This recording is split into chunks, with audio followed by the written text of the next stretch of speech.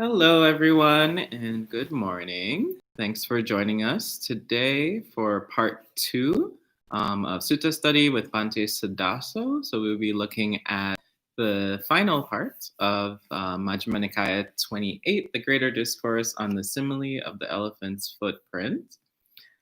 So thank you for joining us, Elaine, Michael, Jens, Poonam, Sarah, Edward, and Geeta. Nice to see you all this morning, and to all our friends who are watching but not in the live chat. Good morning as well.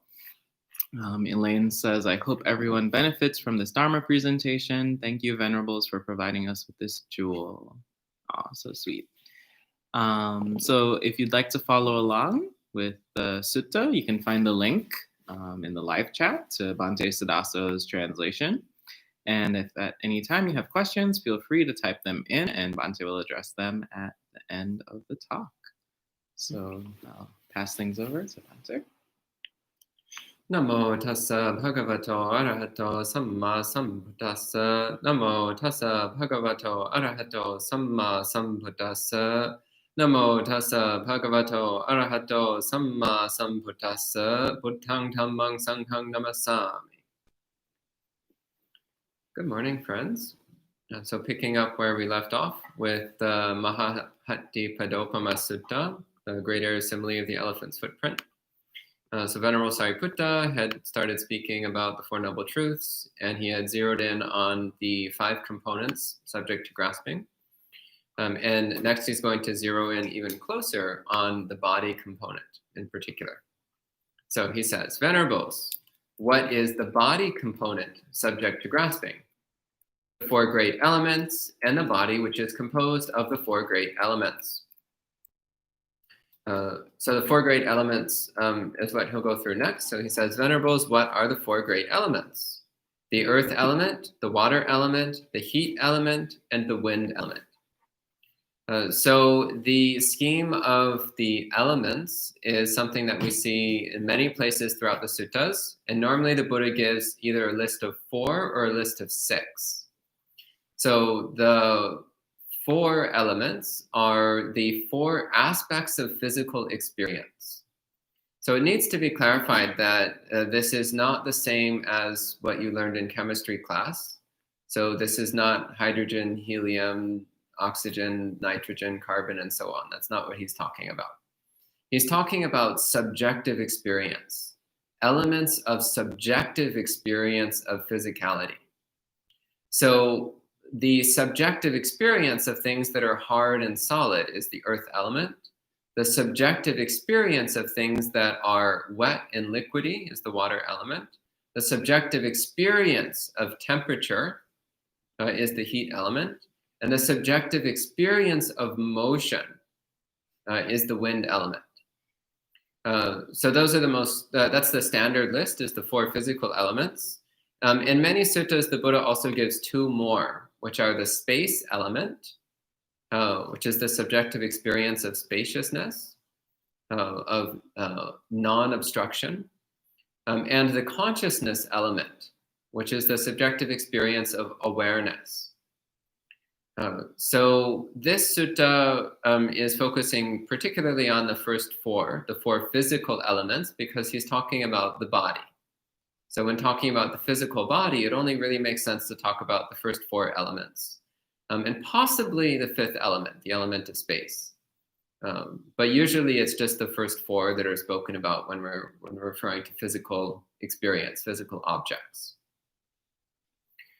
So the meditation on the earth element is most commonly presented in the suttas as being an insight practice, which is meant to help us develop the perception of not self, the perception that whatever aspect of physical experience we're looking at is impersonal.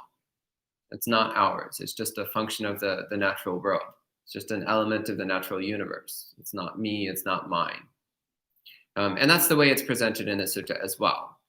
So I'll continue reading through the section here, and then I'll talk a bit more about it. So Sāriputta says, Venerables, what is the earth element? The earth element may be internal or external. In other words, it can be inside your body or outside your body.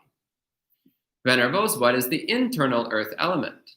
Whatever internal personal component that is experienced as hard or solid, such as head hair, body hair, nails, teeth, skin, muscles, tendons, bone, bone marrow, kidney, heart, liver, membranes, spleen, lungs, colon, intestines, stomach, feces, or any other internal personal component that is experienced as hard or solid.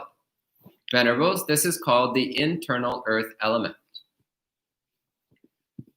Whether earth element is internal or external, it is the same earth element. So this is a very important statement. Whether earth element is internal or external, it is the same earth element. In other words, the solid matter that makes up our body is exactly the same solid matter as the solid matter that makes up the floor and the walls and the ceiling, the carpet, the trees, the rocks, the dirt, the stones, the mountains, the trees, all of it. It's just exactly the same earth element. It's in different configurations, but it's the exact same building blocks, exactly the same materials.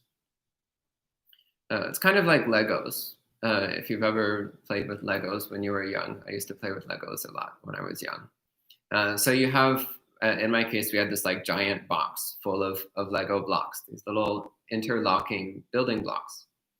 So you could take a bunch of these blocks and you build them into a castle. And then you take it down and use exactly the same blocks and you build a statue. And you take it down and then use exactly those same blocks and you make a sword. And you take it down and use exactly those same blocks and you make whatever you want.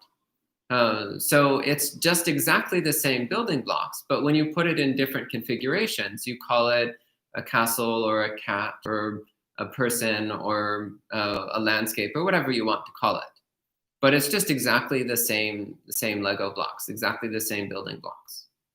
So it's the same. He's saying here, well, when it's inside our body, we give it all these fancy names like bones and heart and muscles and so on. But it's actually just made up of exactly the same material as the trees and the dirt and the stones and everything else. The difference is that when it's internal, we think of it as personal. We think of it as me. We think of it as mine. We cling to it. We get attached to it. We identify as it. But otherwise, it's exactly the same solid material. And in fact, we're constantly cycling through the solid material. So here at the monastery, a few minutes ago, we ate breakfast. So eating is the act of putting earth element, external earth element into the body, where it becomes internal earth element. It's still the same earth element. We just change whether we call it external or internal. And then a little while later, we go to the toilet and we expel some earth element from the body. So it switches from internal earth element to external earth element. It's still the same earth element. We've just changed what we call it. When it's food in the bowl, we say, that's not me.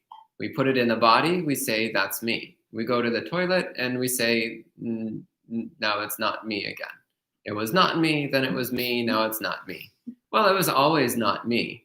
There was just a brief period of time where we were delusional about it. So, and on that note, then Sāriputta next says, he says, it should be accurately seen with right wisdom in this way. This is not mine, I am not this is not myself. In other words, whether it's external or internal, it's just the same impersonal building block of the universe. Not me, not mine, not myself. So when it was dirt in the ground, it was not me, not mine, not myself. When it grew up into plants, not me, not mine, not myself. When it was processed into food, not me, not mine, not myself. When it was in our bowl on the plate in front of us, not me, not mine, not myself. When it was put into our body, not me, not mine, not myself. When it was digested and integrated into the bones and muscles, not me, not mine, not myself. When it was turned into feces in the bowels, not me, not mine, not myself. And when it was expelled out of the body into the toilet, not me, not mine, not myself. When it was flushed and mixed back with the soil, not me, not mine, not myself. Repeat, repeat, repeat. It's just a cycle of not me, not mine, not myself. So it should be accurately seen in this way. So Sāriputta says, when one has accurately seen it with right wisdom in this way, one becomes disenchanted with the earth element, and the mind becomes dispassionate towards the earth element. In other words, when we clearly see this cycle of the building blocks just being moved around and changing configuration, then we stop obsessing with it. We lose this infatuation, this enchantment with the earth element of like, well, look at my big muscles. I don't have big muscles. Look at my limp, flaccid muscles. Well, look at my fragile, weak bones. Or in my case, oh, look at my beautiful nails. But it's all just earth element. Not me, not mine, not myself. So when we see it in this way, we're just like, oh, look at that pile of dirt. Look at this pile of dirt. Look at those other piles of dirt. Suddenly it's not so important anymore, is it? We see it's just dirt moving around. Like sometimes the dirt's over there, sometimes it's over there, sometimes it's here. It's still just exactly the same dirt. So when our perspective shifts in this way and we see, well, the dirt over there is not me, and the dirt over there is not me, and this dirt is also not me, then the mind settles down. It stops getting so obsessed and protective about this particular pile of dirt. This earth element is seen to be no more important than any other earth element. And when that happens, then the mind becomes dispassionate. It loses that burning heat of craving and attachment. The mind cools off and becomes peaceful. And Sāriputta continues with a very lovely simile that we see in a few places. He says, Venerables, there is a time when the external earth element is disturbed. At that time, the external earth element disappears. Venerables, even the vastness of the external earth element will be seen as impermanent, as subject to elimination, subject to disappearance, subject to alteration. How then could one say of this ephemeral, craving-born body, this is me, or this is mine, or I am this? These concepts do not apply here. So in other words, he's pointing to the fact that we see this big giant earth and we think, wow, this planet, it's so stable and solid and predictable and reliable. But is it? Anyone who's lived through an earthquake has a rather different perspective on this matter. So I've experienced very minor earthquakes in some places I've lived in, and that was pretty unsettling. But you see images, photos and videos of really catastrophic earthquakes happening in cities. And you get a whole different perspective of what it means to have the earth element disturbed. And that's just the beginning. So also there was a time in the past on this planet where the earth element was so disturbed that the entire surface of the planet was molten lava. And that could happen again.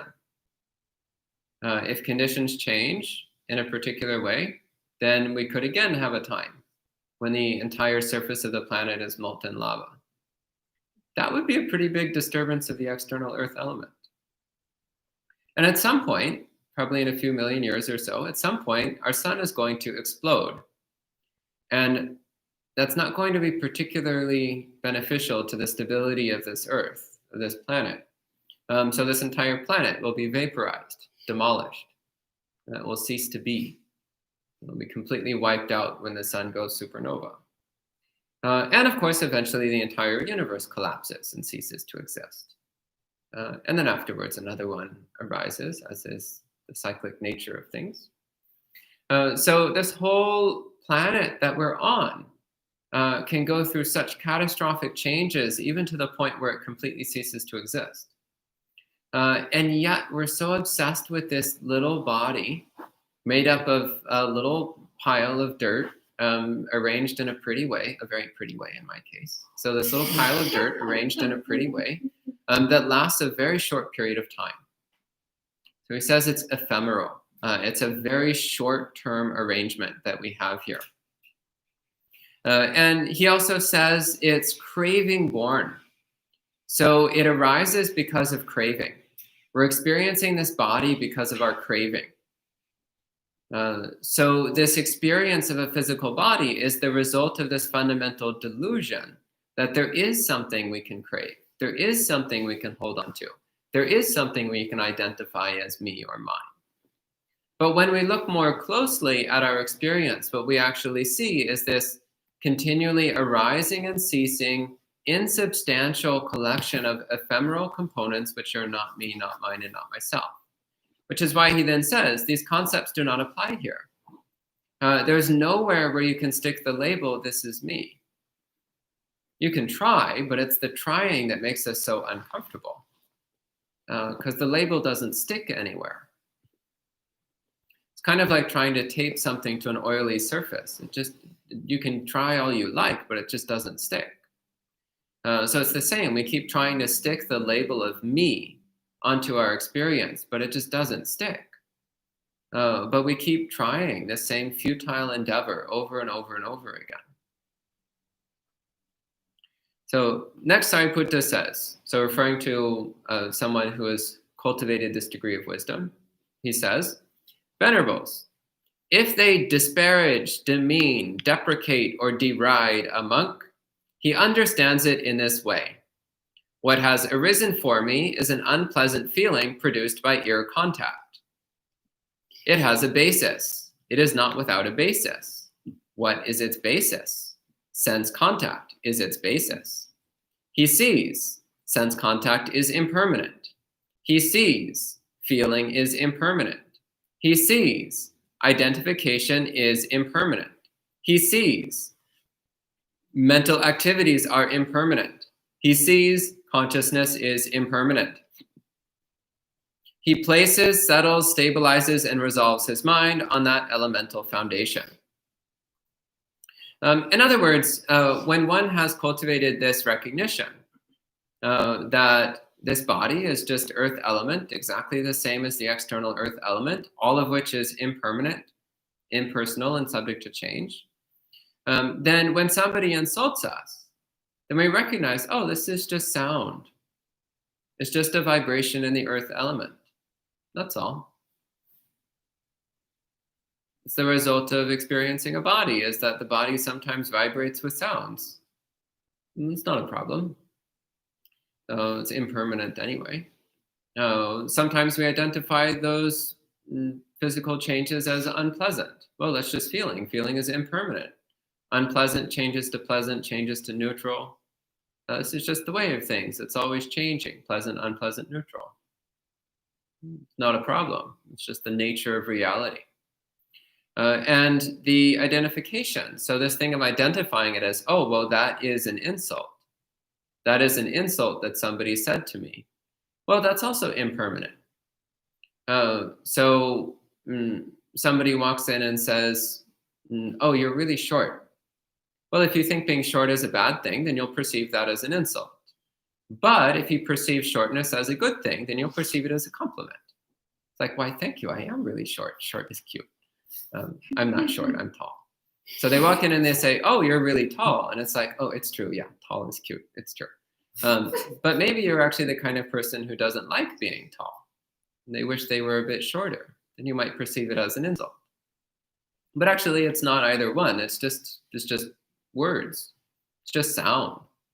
But we identify those sounds as being either an insult or a compliment, depending on our own internal conditioning, our own internal filtration process, our own internal projection of concepts onto reality. Identification is impermanent. In other words, maybe right now I'm perceiving this as an insult, but that's just the experience of this moment. It's not inherently true. It's not inherently real. It's just a temporary experience which depends upon a lot of arbitrary conditions. Next, mental activities are impermanent. So maybe there's an emotional reaction, like, how dare they call me short? Or, how dare they call me short? Oh, yes. Or thoughts like, it's true, I am the best. Or, oh, it's true, I suck, I'm horrible. So again, this is all impermanent. It's not fixed, it's not set, it's not always this way. This is just something which shifts and changes like everything else. And it's also not who we are. So the conditions of this body and mind means it will have a tendency to react in particular ways to particular experiences. But that's not always going to be that way. I'm sure we've all had the experience where we see two people have similar experiences, but they respond in very different ways. Mental activities are impermanent. They're not solid, they're not stable, they're not reliable, they're not who we are. And finally, consciousness is impermanent. In other words, we're not always going to have the same state of awareness. We're not always going to have the same manner of experiencing the world. Actually, in some cases, we won't even hear what's said to us. In this case of hearing an insult, sometimes we won't even hear it. Our mind will be on something else. So we're not even engaging with ear consciousness, so it doesn't even strike us in the first place. Or perhaps it does occur. We do have that experience of ear consciousness, but we're just relating to it as sound. Just as we hear the sound of a bird, but we don't think that bird is insulting me. If you do, you might want to see a counselor because odds are the bird is not insulting you. So it's good to really closely look at that. If we're projecting meaning onto something, it's good to really ask ourselves, where is that meaning coming from? Is this just something that I'm adding to the experience? So then Sāriputta says, he places, settles, stabilizes, and resolves his mind on that elemental foundation. It just occurred to me, by the way, that in this translation, I was using the masculine pronoun. So these days, I normally use gender-neutral pronouns, but apparently I did otherwise in the sutta, so please forgive me for that. So he says, he places, settles, stabilizes, and resolves his mind on that elemental foundation. In other words, it's setting the mind on this way of seeing the world as just being the interplay of impermanent, impersonal, insubstantial elements. So it's just earth element shifting around and moving around. It's not me, not mine, not myself. So one places the mind on that, settles the mind in that, stabilizes the mind in that, and resolves the mind to stay with that. Okay?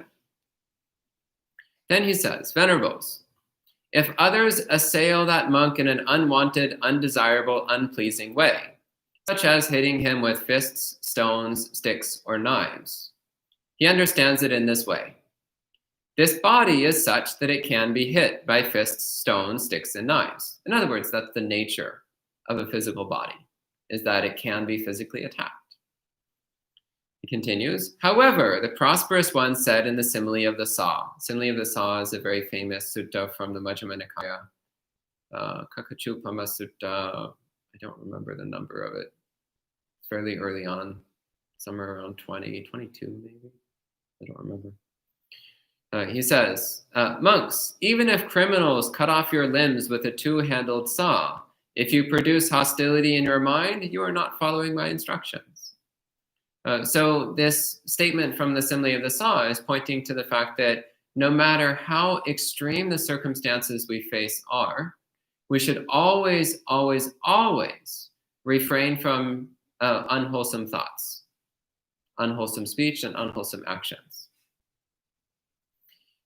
So in this case, then, this monk is thinking, well, even if people physically attack me, then I'm going to keep my mind pure because it's just earth element attacking earth element.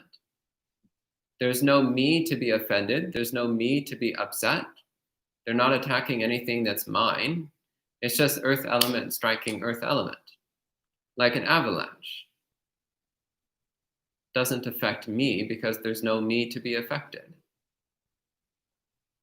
So then it says, unrelenting energy will be initiated in me. Unwavering mindfulness will be established. The body will be tranquil and undisturbed. The mind will be collected and unified. Now let them hit this body with fists, stones, sticks, and knives, for the Buddha's instructions are being followed. Now, this should not be interpreted to mean that one should willingly put oneself in harm's way. So this is a hypothetical situation where one is already being attacked. So of course, if you're not being attacked and you see somebody coming at you, run away.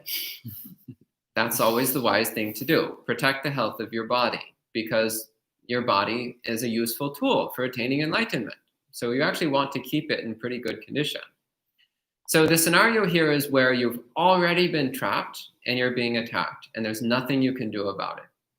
In that case, what you do is to arouse this resolve to practice mindfulness, tranquility, concentration, and wisdom within that experience. And the same applies when you're faced with, for example, illness or physical pain or heartbreak or grief or any kind of unpleasant experience. You cultivate the same state of mind, this sincere resolve that I will resolutely practice mindfulness, concentration, and wisdom, no matter how unpleasant the experience is. Then Sāriputta says, Venerables, when that monk recollects the Buddha, the Dhamma, and the Sangha in this way, if equanimity based on wholesomeness does not become established in him, so equanimity based on wholesomeness is that knowing that one is resolved on what is wholesome, knowing that one has this resolution to always keep one's mind wholesome. So with that comes this deep peacefulness. This peacefulness of knowing that no matter what happens, we are resolved upon wholesomeness. No matter what happens, we are determined to keep a wholesome mind. And if we've been practicing this way for a long time, then we also have a deep confidence that we're capable of keeping a wholesome mind when faced with difficult situations. So that brings up equanimity, this serene, untroubled state of mind, which can face any circumstance with dignity and poise. That's called equanimity based on wholesomeness.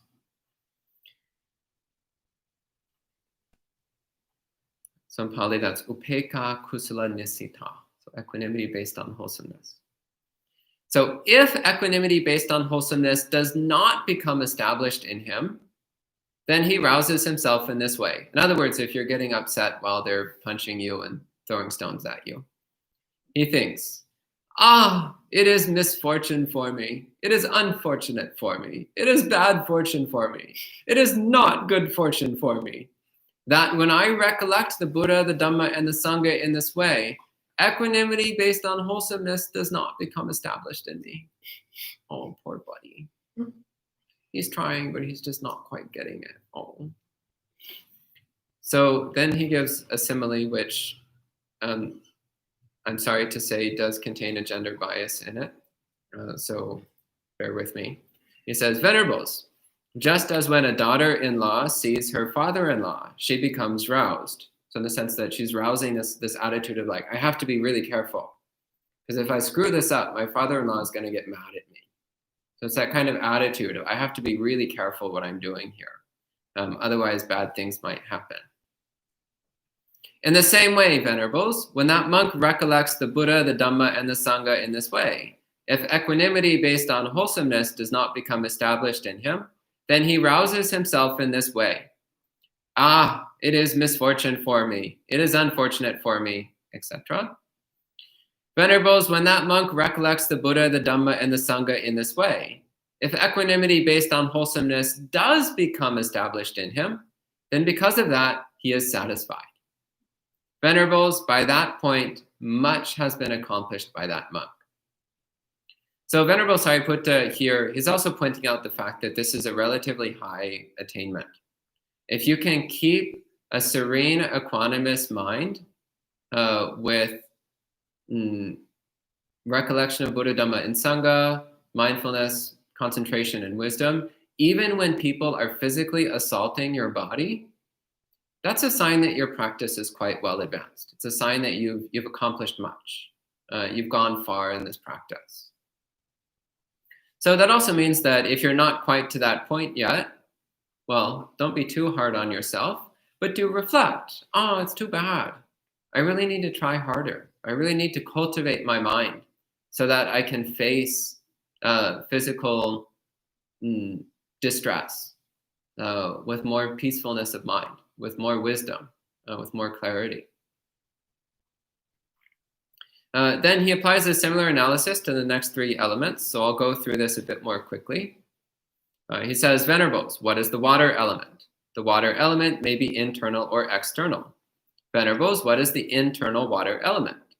Whatever internal personal component that is experienced as water or watery, such as bile, phlegm, pus, blood, sweat, fat, tears, oil, saliva, mucus, synovial fluid, urine, or any other internal personal component that is experienced as water or watery.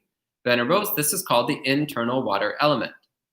Whether water element is internal or external, it is the same water element. It should be accurately seen with right wisdom in this way. This is not mine. I am not this. This is not myself. When one has accurately seen it with right wisdom in this way, one becomes disenchanted with the water element, and the mind becomes dispassionate towards the water element. So similar to the earth element, it's just now focusing on the liquidy, wet aspects of our physical experience. So then Sāriputta gives another set of examples, which also are quite evocative. It says, Venerables, there is a time when the external water element is disturbed, such as flooding, deluge, hurricanes. Actually, hurricane would be wind element, I think. Tsunamis. It demolishes villages, towns, cities, countries, and regions. Venerables, so that's one example, is when there's way too much water and it wipes out inhabited areas. And he says, Venerables, there's a time when the depth of the great ocean decreases by 100 fathoms, 200 fathoms. So fathom is the height of a person. 300 fathoms, 400, 500, 600, 700 fathoms. So time when the water level drops by 700 heights of a person, so 1,400 meters. Venerables, there is a time when the great ocean is only as deep as the height of 7 trees. 6 trees, 5 trees, 4, 3, 2, 1 tree. Time when the ocean waters lower so much that it's only as tall as a single tree, maybe 100 feet. Venerables, there's a time when the great ocean is only as deep as the height of 7 people, 6, 5, 4, 3, 2, or 1 person. A time when the ocean is only a couple meters deep. So he's talking about a situation where the ocean waters evaporate. So as can be seen on Mars, for example. So scientists currently think that Mars used to have oceans. But as time went by, the oceans evaporated. And the water vapor blew off into space until you have a dry, lifeless ball of rock, which is what it is now. Ball of rock and dust with very little water. So that could happen here as well. Then he says, Venerables, there's a time when the great ocean is only as deep as half the height of 1 person, to the waist of 1 person, to the knees of 1 person, to the ankles of 1 person. Venerables, there is a time when the great ocean is so shallow, it doesn't even reach the top of one's toes. Venerables, even the vastness of the external water element will be seen as impermanent, as subject to elimination, subject to disappearance, subject to alteration. How then could one say of this ephemeral craving-born body, this is me, or this is mine, or I am this? Those concepts do not apply here.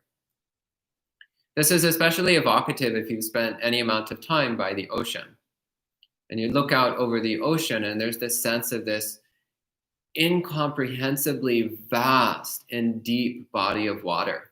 You can just feel it. Just being by the ocean, you have this feeling of this unbelievably vast body of water. And so I put to saying, well, even that, is subject to change. There's a time where the ocean water sweeps up onto the earth, obliterating villages and towns and cities, which actually is the current case. The current case is we're facing rising ocean levels, which is already endangering coastal areas, and it's just going to get worse over the next few decades. But he also gives the opposite scenario, where perhaps through global warming, that gradually the oceans start evaporating, and we start losing water until eventually the earth turns into a desert, a barren desert. This is also a scenario that can happen. So you look out at the ocean and it seems pretty stable and reliable, but it's not. It can flood the earth, or it can completely dry up and leave the earth a barren desert. So in the same way, how can we think that the water contained in this body, this is just a few drops of the water on the earth. Why can we possibly think that this is reliable? How can we possibly think that the little bit of water here is who we really are, when even the oceans can dry up and evaporate? Then he gives the same example of being insulted and attacked, and applying the same contemplation in order to establish equanimity based on wholesomeness. Then he goes on to the heat element. He says, Venerables, what is the heat element? The heat element may be internal or external. Venerables, what is the internal heat element? Whatever internal personal component that is experienced as heat or heating, such as what brings warmth or causes decay or burns or causes what one has eaten, drunk, consumed, or swallowed to be completely digested, or any other internal personal component that is experienced as heat or heating. Venerables, this is called the internal heat element. Whether heat element is internal or external, it is the same heat element. It should be accurately seen with right wisdom in this way. This is not mine, I am not this is not myself. When one has accurately seen it with right wisdom in this way, one becomes disenchanted with the heat element, and the mind becomes dispassionate towards the heat element. So this is the third element, which is feeling the heat and warmth of the body, feeling everything in the body that feels like heat. So one example he gives is digestion. So you might notice that after you eat food, then your stomach feels warm. So that's another element, another aspect of feeling the heat element. Or when you have a fever, that's another intense experience of the heat element. But actually, we're always feeling the heat element all throughout the whole body because the body is warm. Anything that's above absolute zero has some degree of heat element to it. And heat element is constantly being exchanged with the outside world. So this also is not me, not mine, not myself, just an aspect of the universe. And he gives another of his doomsday scenarios. He says, Venerables, there is a time when the external heat element is disturbed. It burns villages, towns, cities, countries, and regions. It's called California. These days, California is having a lot of problems with the external heat element being disturbed. Only when it reaches greenery, a roadside, a cliffside, a shore, or a decent extent of open land does it go out from a lack of fuel. Venerables, there's a time, so that's one scenario where there's too much heat element and everything's on fire, everything's like literally burning. The other scenario, he says, Venerables, there's a time when they try to kindle fire using chicken feathers, sinews, or scraps of leather. So this is a time where it's really hard to produce heat. It's really difficult for people to get fire. So this is actually the case in much of India these days, where deforestation has gotten to the point where it's hard for people to get firewood. So they wind up burning cow manure or burning plastic. So you think your plastic bottles are being recycled? Think again. They're actually being used as cooking fires in third world countries in many cases. How disturbing is that? And yeah, in some places it's really hard. It's really hard to get what you need just to start a fire. And life without fire is remarkably difficult.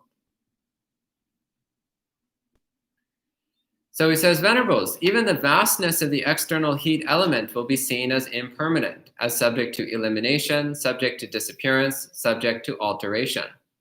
How then could one say of this ephemeral craving-born body, this is me, or this is mine, or I am this? Those concepts do not apply here. And then again, he gives the example of being insulted or attacked, and using this contemplation of the elements as impersonal in order to develop equanimity based on wholesomeness. And finally, the fourth element, he says, Venerables, what is the wind element? The wind element may be internal or external. Venerables, what is the internal wind element? Whatever internal personal component that is experienced as wind or winding, such as upgoing winds, downgoing winds, winds in the belly, winds in the abdomen, winds moving along the limbs, inhalation, exhalation, or any other internal personal component that is experienced as wind or winding. Venerables, this is called the internal wind element. Whether wind element is internal or external, it is the same wind element. It should be accurately seen with right wisdom in this way. This is not mine, I am not this is not myself. When one has accurately seen it with right wisdom in this way, one becomes disenchanted with the wind element, and the mind becomes dispassionate towards the wind element. Venerables, there is a time when the external wind element is disturbed. It demolishes villages, towns, cities, countries, and regions. So this is tornadoes and hurricanes and such, when the wind element is disturbed and starts breaking things. And then the other scenario, he says, Venerables, there is a time in the last month of summer when they try to generate wind using a palm leaf or fan, and even the roof thatch does not quiver. So those are those times when it's just blistering hot outside and people are trying to find some way to cool off. So these days we have electric fans, which are pretty cool. Pun not intended. But throughout most of human history, and still to this day in much of the world, electric fans just aren't an option. So people will do whatever they can to try to generate wind to cool off the body. And if you take wind element as air element, by the way, again, we can take a little bit of a cue by looking at Mars. Mars doesn't have a whole lot of air. Pretty hard to breathe there. And also, scientists think that Mars used to have a lot more air. And that through a combination of natural disasters caused by climate change, that Mars eventually lost most of its atmosphere. So it could happen here as well. You like having all that air to breathe? Not always so. Not guaranteed. That can change.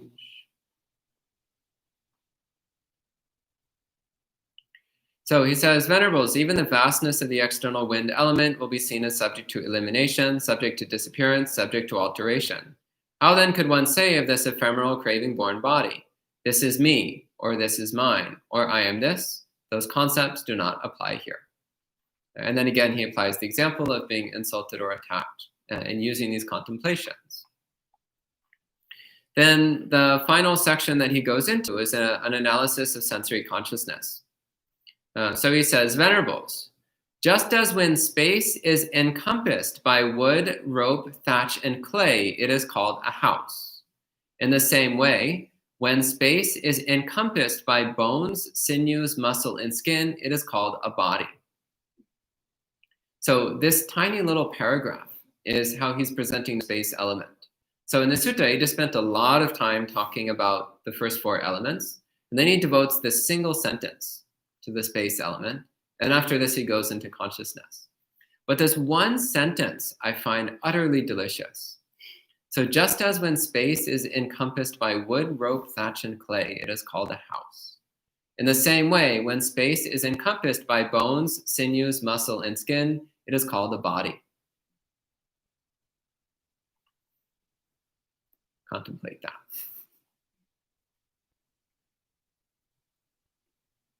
Ayasoma is very happy about this line.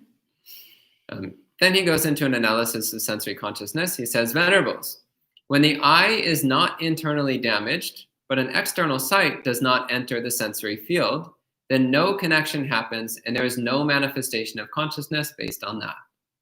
In other words, even if your eyes are working, but there's nothing to see, then you will not experience a visual world. You will not experience eye consciousness. Next, he says, when the eye is internally damaged and an external sight enters the sensory field, then no connection happens, and there is no manifestation of consciousness based on that. In other words, if you're blind, if your eyes don't work at all and you're completely blind, then no matter what there is to see, you will never experience eye consciousness. It just won't happen. There's no basis for it. Next, he says, when the eye is not internally damaged and an external sight enters the sensory field, then a connection happens. And there is a manifestation of consciousness based on that. So this is the case which we experience most of the time, which is our eyes are working and there's things to see. So we experience a visual world. We experience eye consciousness. Then he says, the body that has come into existence in this way, so that's everything he's just said up to this point. So the four physical elements, space wrapped in bones and skin, and eye consciousness. So the eye, which is a component of the body, seeing something outside the body. So he says, the body that has come into existence in this way is included in the body component subject to grasping. The feeling that has come into existence in this way, so that's the reaction of either liking, disliking, or feeling neutral about whatever you're seeing. The feeling that has come into existence in this way is included in the feeling component subject to grasping. The identification, that is, identifying whatever you're looking at, that has come into existence in this way is included in the identification component subject to grasping. The mental activity that has come into existence in this way, so again, any thoughts or emotions or mental patterns related to what you're seeing, is included in the mental activity component subject to grasping. The consciousness that has come into existence in this way is included in the consciousness component subject to grasping. So in this case, it's eye consciousness. So then he gives a contemplation to practice with this. He says, one understands in this way, it seems there is this collection and combination of these five components subject to grasping. This was said by the prosperous one. One who sees dependent co-arising sees the Dhamma. One who sees the Dhamma sees dependent co-arising. So if I was to explain that one sentence, we would be here for another hour. So I'm going to have to breeze over this one pretty lightly. I assume is not happy about this. So dependent co-arising is briefly the explanation of how, based on causes and conditions, there appears to be real solid things. There appears to be a personal experience of reality. So that's dependent co-arising in extreme brief. Tune in later for a more detailed explanation. In fact, I've given a more detailed explanation in the past. You can find it on YouTube. Then he says, these five components subject to grasping are dependently co-arisen. In other words, they have no independent existence. They only seem to exist when we look at reality in a particular way. Fundamentally, they cannot be said to exist or to not exist. Rather, it can be said that they appear to exist under certain conditions. Then he says, interest, attachment, affection, and adherence in relation to these five components subject to grasping is the arising of dissatisfaction. In other words, dukkha happens because of our interest, attachment, affection, and adherence to body and mind. Then he says, one second, let me see what the Pali here is.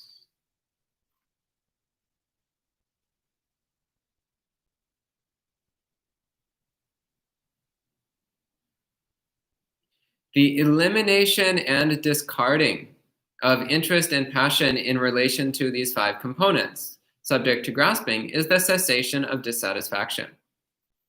In other words, when we get rid of our interest and passion for body and mind, when we get rid of our obsession with body and mind, then all of our dukkha fades away. When we see body and mind as just being the 6 elements, shifting and changing based on causes and conditions, when we clearly see that they're impermanent, subject to cessation, not me, not mine, then our obsession fades away. We lose our lust for body and mind. And that's the cessation of all of our dukkha. That's the attainment of true happiness. So he says, Venerables, by that point, much has been accomplished by that monk. Actually, what he's talking about at this point is someone who's become a non-returner. Someone who's completely eliminated interest and passion in relation to body and mind. That's the definition of a non-returner. Someone who's reached the 3rd stage of enlightenment. So the 2nd to last stage of enlightenment. Then he gives the same analysis for ear, nose, tongue, body, and mind. And ends with the same statement. Venerables, by that point, much has been accomplished by that monk. This is what Venerable Sāriputta said. Satisfied, those monks delighted in Venerable Sāriputta's speech. Sadhu, sadhu, sadhu. So at this time, if you have any questions, please type them in and I'll answer as best I can. So thank you, Bhante, for sharing that wonderful sutta. Lots to digest and reflect on. So welcome to some new friends joining in, including Galaxy, Jessica, Jen, and Livan. There's a question from Gita who asks, Bhante, can one radiate loving kindness towards the person that's attacking one, verbally or physically, with a compassionate mind? Yeah, good luck. That's pretty difficult. It's usually easier to go to equanimity. But if your practice is strong and if you've already cultivated a lot of loving kindness and compassion, then you may be able to recognize that the person is attacking you because of their own dukkha. That person's attack is a manifestation of their own delusion and defilements, which is causing them untold misery and anguish. And that even as they attack you, they are only compounding their own dukkha. They're just building up more dukkha. So if you reflect in this way, then you might be able to cultivate compassion towards them. But it's quite challenging. So I think it's notable that here Sāriputta is emphasizing not practicing loving kindness and compassion in that situation, but practicing equanimity. Equanimity based on wisdom. Because that's often a little easier in those sorts of extreme situations, instead of trying to cultivate compassion. But if you can cultivate compassion, of course, that's a very good option. Okay. And Edward asks, is defense unwholesome? Nonviolent defense. So it depends on your intention. If your intention is to get free of the situation, because you want to be able to continue your practice with a functioning body, well, that's wholesome. If your intention is to interrupt the other person's accumulation of bad karma, that's also quite wholesome. But if your intention is to hurt your attacker, that's unwholesome. That's bad karma. So you need to look at your mind. Why? If you're using physical force to defend yourself, you need to see why. Are you doing this desiring freedom from danger?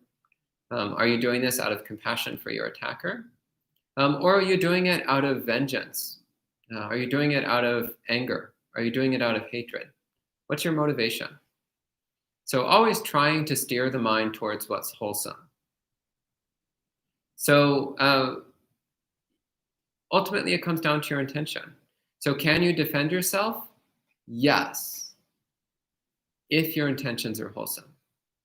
If your motives are pure. And in that case, you should do the best you can to get out of the situation while causing as little injury to your attacker as you can. Optimally without causing injury at all.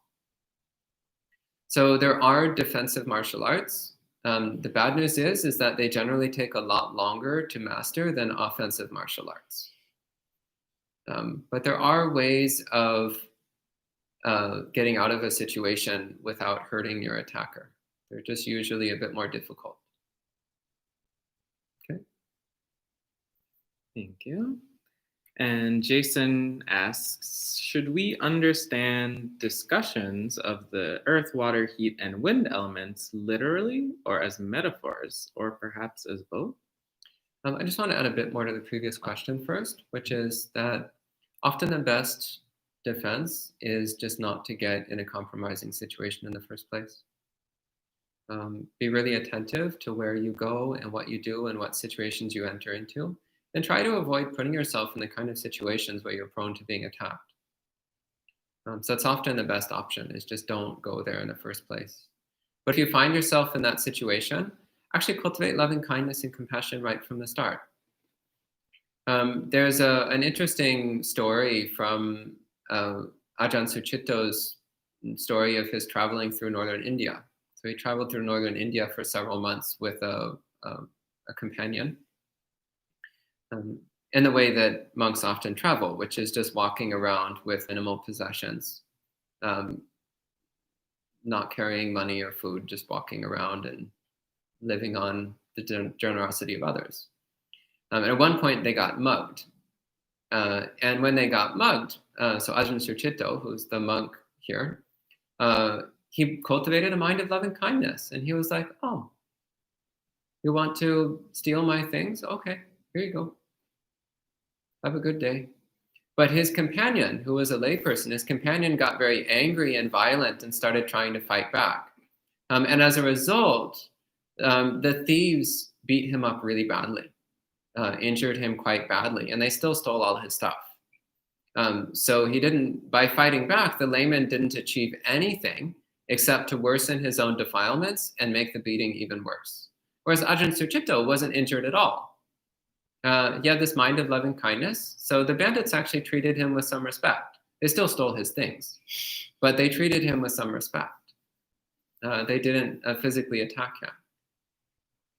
So, and that's difficult because in those situations, we often are feeling fear and anger and a lot of conflicting emotions. So it can be difficult, but try to bring up that mind of loving kindness and compassion.